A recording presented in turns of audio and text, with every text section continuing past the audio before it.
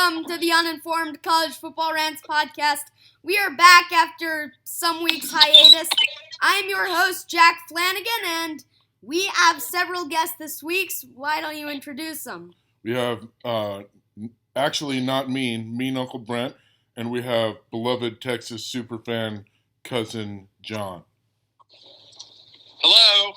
Good morning, for us at least. Okay, we were going to talk about the New Year's Six, but Jack and I felt like you both might need to do a small therapeutic rant just to get the juices flowing. How did you feel? What's your overall take coming away from the game yesterday? So, I'm actually not that upset. We were missing our three best players and playing a really good team. And I think what people really wanted to see was, did Quinn Ewers really take this extra bowl time to get better? And Ewers was very good last night. He was definitely not the problem. Our hotshot receiver that continually threatens to transfer had one of the worst games I've ever seen, so I will personally pay for whatever transfer fees there are. He can go. And bye-bye. I think people realized last night how insanely good Bijan Robinson actually is. Yeah. Because turns out when you're getting tackled in the backfield, most people actually go down. Yeah. He carried the team on his shoulders a lot. Yeah, definitely. Bijan led the nation in yards after contact, I think, something like that. And you could see why last night. So anyway, I'm not that upset. You know, look, Texas is clearly on an upward trend. And so, you know, it's conference championship game or bust next year. Good. And John, you agree? Yeah, but I think people also said that going into this year. Well, not smart people. So, here's my take on the situation. I feel like Texas played pretty well last night. It's just that Washington is a really good team, and I think Penix is one of the best quarterbacks in the league. And Washington just blew up the Texas secondary all night long. Correct.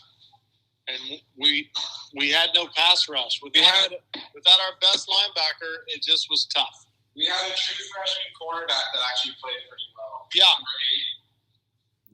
The problem was not the defensive backfield.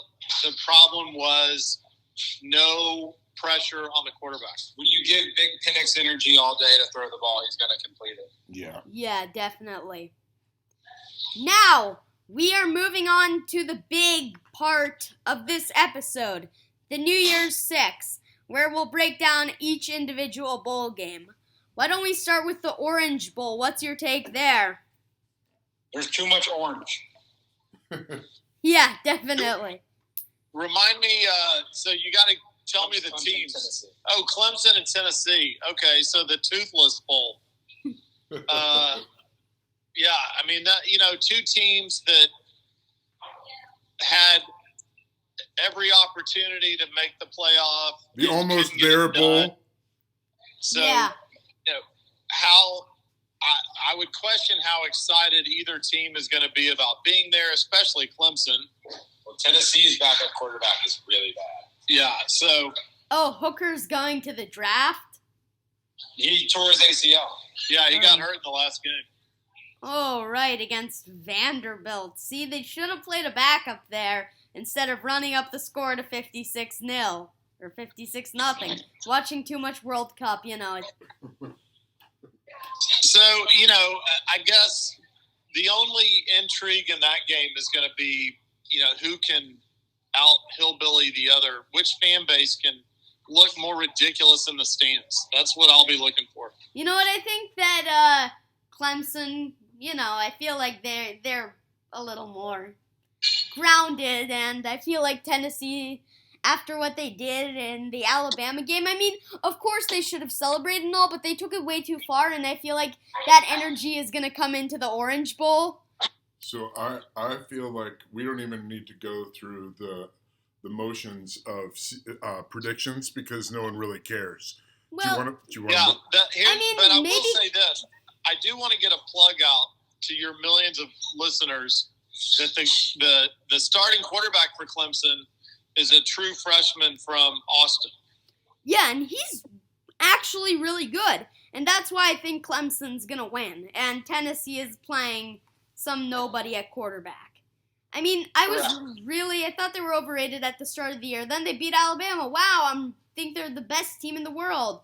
Oh no, now they lose to Georgia after a really sloppy game. Alabama stinks. Yeah, and then they lost by so many against South Carolina, and I just don't think they're that really worth all the hype. And, they had one good game, that's about it. Well, that's a good segue to the Alabama game. yes. Whatever Yes. bowl game that is. The Sugar Bowl. Oh, yeah. What That's right. What happens here? Kansas State wins by 30.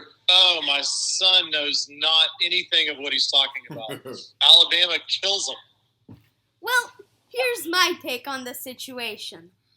I feel like Alabama, they underperformed this year. I feel like Bryce Young did not meet expectations, and he got injured for a few games, so that's definitely a dent in their season.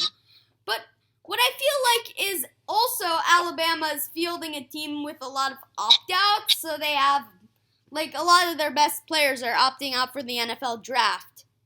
I think Bryce Young and Will Anderson haven't opted Yeah, out. their two best players are playing, But that doesn't mean they'll play the whole game. Yeah. but it means that they have every intention of winning the game. No, but then also I feel like Alabama, like you said with Tennessee and Clemson, they are also almost. Because you remember during the championship week, Nick Saban went out on every halftime show and he said they're one of the 4 best teams. But I feel like now that they're kind of underwhelmed to be there, and Kansas State, they want to beat Alabama so bad. So does everyone. Yes, so does everyone. But I still think Alabama comes out with the win. You're going to see why Nick Saban is the GOAT, because he's going to have them so fired up and so excited about playing in this meaningless game that they are going to absolutely destroy Kansas State. Honestly, yeah, that could also happen. But I got Alabama all the way. Now we go to the next bowl. This is where you come in. The Cotton Bowl. What happens there? USC and Tulane. Oh, my God. Poor USC has to play Tulane. I mean, that's ridiculous. And without Jordan Addison and without the half of the offensive line, and Tulane is not a joke. Well, they're not a joke for the schedule they played, but who did they play? Yeah, I know, but as you guys are both very well aware, when you're limping along with the Grinch defense, you can basically never be comfortable. It has to be. I keep forgetting the USC got all the Texas rejects. I'll never pick a team to win whose mascot is diarrhea. Tulane. Green Wave. Yeah, the Green Wave. I guess I'm just, as an old guy from Texas, there's nothing cottony about this Cotton Bowl. I didn't even know who was playing in it, and that's, there's got to be a team from Texas in the Cotton Bowl, or I guess at least the old Southwest Conference, or it doesn't seem like a Cotton Bowl. Yes. Yeah, but here's my take on the situation. I feel like USC is going to put up a basketball score again. It's just a question of whether their defense can maybe get one stop, which, I think that they can get 1 or 2. But they still have way better athletes than Tulane. Yeah, with Caleb Williams, they won't need to worry, I don't think. because Tulane has like a lot of they have a lot of pretty good American Athletic Conference players. But I mean, if your mascot is the Green Wave and it sounds like some like Tesla commercial, like I just don't think that they're that good. I'm with you, Jack. So now on to the Rose Bowl, which is one of the better Big Ten teams against probably the best Pac-12 team, Utah. Yeah, but wait, who's Utah playing? Penn State. Oh yeah, Penn State. See, let me go off on a tangent here. This is the only problem with the playoff is that no one pays any attention to the rest of the bowl games. Right. I think the first couple of years of the playoffs, the New Year's Six Bowl still had a lot of luster to them. Yes. But it's gone away. Clearly, I'm not the only one that thinks that, which is why they so quickly went to the 12-team playoff, which will kind of bring it all back. But at any rate, so Penn State and Utah. And who? Utah. So like people. Utah. Okay, so Utah doesn't have the glamorous brand, but they're a good team. I like Utah. They also have a lot of former Texas players. Yeah, but they got some good ones. Their entire backfield is former Texas quarterbacks. That's true. Cam Rising's your old quarterback. And their starting running back is also our old quarterback. So, look, I think that actually might be an entertaining game with two kind of different, at least regional styles. And so I might watch that one. But I'll be honest, I've not watched one down of Penn State the entire season. I've seen several Utah games. And Utah's for real. Their defense is for real. They're super aggressive and physical. But, you know, I think against that works in the Pac-12. The Big Ten, you know, Penn State's used to the physical defense. So Utah is going to, you know, hit them in the mouth, and I think Penn State's just going to say, okay, is that all you got? So I think that'll be a good game, though. I think it'll be entertaining. Yeah, I got Utah, though, because I just feel like Penn State has fell short twice this year against two college football playoff teams given. But Penn State got smoked by the only two good teams they played, no? Yes. Yeah. And I feel like Utah beat USC twice, which is hard to do. Yes, so I feel I got Utah in this one. Okay, I think now that's a good call, Jack. and now we're pivoting to the only two games that anyone cares about. Yeah. Which I do know who's playing in these games. So, why don't we start with Michigan TCU? Okay, I feel like TCU is a good team and all, but, like, who did they beat other than, I mean, Texas is good and all, but they're not, like, a college football playoff team. So, who did they beat? Everyone in their conference? Well, yeah, Except for everyone they Kansas. played. Except for they lost against Kansas State in the second game but they played them. What do you mean they lost against Kansas State? In the Big 12 championship.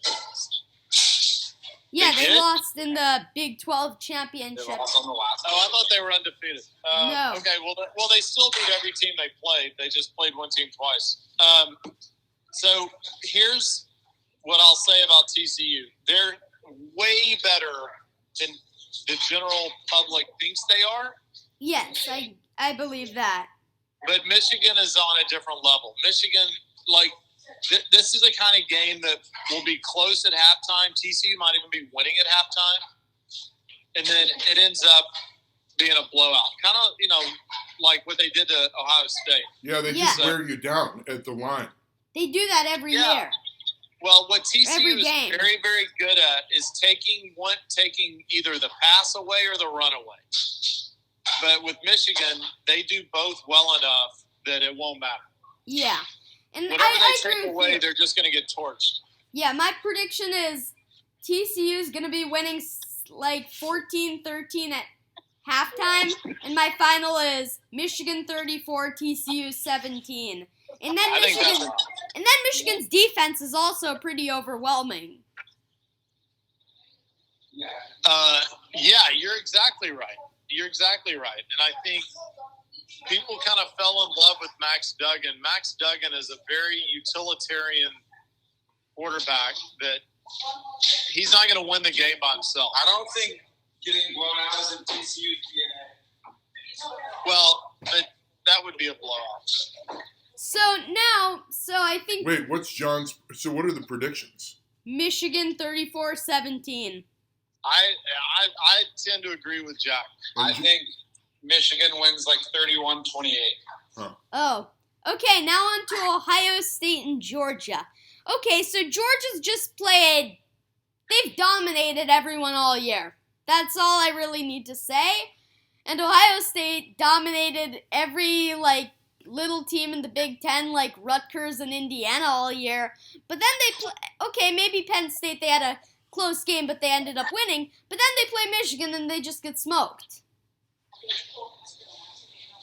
Yeah, I think the Georgia Ohio State game is going to be similar to the Michigan TCU game. Yeah, I think it's going to be close for a while, and then Georgia's going to pull away because they are so clearly the best team in the country. Yeah, and Ohio State doesn't. They can certainly be beat, but I think Georgia's going to smoke them start to finish. Yeah, I can see that too. Georgia's a way better version of Michigan. So I feel Georgia's just the much better football team. Ohio State doesn't really have a defense, even though they act like they do. So I feel like here's my big rant about Ohio State. Throughout the Day era, I just feel like Ohio State has been very overhyped the whole time. And you know what? Sometimes they live up to those expectations. Like that first year, Justin Field, Chase Young, they make the college football playoff. But they always fall short. Like, they lost to Clemson, they lost to Alabama in the national title.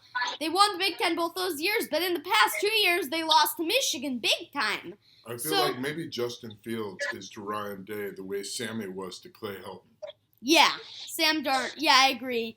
And I just now that Ohio State is losing Urban's players, they're starting to not be as good. Right. Yeah.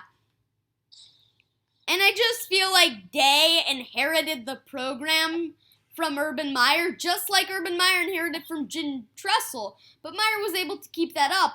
Well, Day, I don't think he'll be able to keep that up. And I feel like this is going to be one of their last years of being elite. Although I think, Jack, both you and I would acknowledge that our perspective is tainted by deep resentment against Ohio State. Yeah, but it also is kind of true. You can be resentful and biased and right at the same time. So what are our picks for the game? I'm going to go Georgia 31, Ohio State 20. No way. Like Ohio State 13. Wow. I think it's 42-14. Wow. I'm more in agreement with John on the score. Okay. So then we have Georgia, Michigan, which is what it should be. Yeah. Those are the two best teams. Anything other than that, and it's going to be a shame. So here's what I think. So, I mean, my heart says Michigan, but most people would probably say if this is the game, it's going to go just like it did last year. Georgia just beats them down. But I feel like Michigan, it was sort of a trial run last year. And, I don't know what to say because my heart says Michigan, but my head says Georgia. And I think Michigan does have a fair shot. So I'm going to go with a 24-24 tie. it can't end in a tie, knuckleheads. Okay, maybe 27-24 Michigan in overtime. That would be exciting. I could definitely see Michigan winning. And if that's the game, assuming there's no big injuries in the games tomorrow, then I would say Michigan. I would pick Michigan to beat Georgia. I just think it's Michigan's year. Yeah, all the stars have aligned. Yeah, and I think Georgia is going to have some kids with 1 foot out the door by that point who aren't going to want to get hurt. And they've already got a national championship. And Michigan's just going to want it more. So I think my pick is for Michigan to win in a close game. I hope that happens, but I hope it does. Kirby Smart, like him or hate him? I don't know. He looks like every University of Georgia Phi Delta kid that grew up and, kind of got fat. Yeah. He just, which I don't know if he's a Phi Delta, but he was a football frat boy when my wife went to Georgia. He was like all conference, I think. Yeah, he was good. But he just looks like every person that went to Georgia that is my age. Yeah, he looks like a dad. Yeah, He does. yeah. So, He gets really angry. but look, they recruit, and it's kind of the Mac Brown model. At some point, if your players are that much better than everybody else's, it really doesn't matter what scheme you run or the coaching or anything else. You just line up and beat them. Mm-hmm. Yeah. And that's kind of where they've been for the last 2 or 3 years. And on the other hand, I feel like Jim Harbaugh is the kind of guy who's, just gonna, go to a party and, sit in the corner and do nothing the whole time. Yeah, wearing his khaki Dockers. Yeah. Okay, that is it for this week. We will be back for the national championship in a few weeks.